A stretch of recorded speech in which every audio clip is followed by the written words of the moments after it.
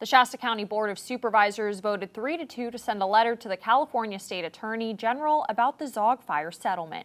Action News Now reporter Taylor Helms was at the meeting today and shares how some Zogg Fire survivors feel about the deal in question.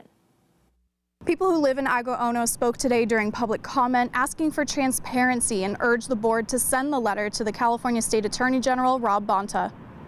The letter would specifically ask the Attorney General to look into why District Attorney Stephanie Bridget dropped the criminal charges and how she decided to divvy up the $50 million, specifically why $7 million of it would go to a nonprofit she's on the board of.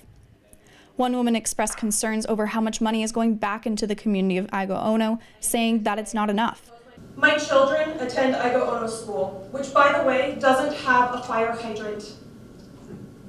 Let me repeat that. The school in Aigo doesn't have a fire hydrant. These were funds for our community, for a fire.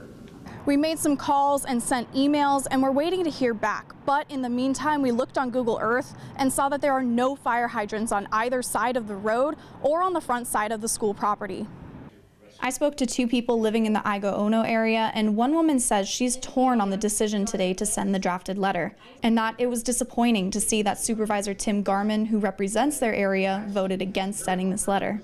Supervisor Mary Rickert also voted against not sending this drafted version of the letter, and that she was actually in favor of a previously drafted letter. She also expressed concerns about who wrote this letter. Supervisor Kevin Cry claimed that he was one of the authors among several other attorneys, but could not disclose who those attorneys are. Reporting in Reading, Taylor Helms, Action News Now, coverage you can count on.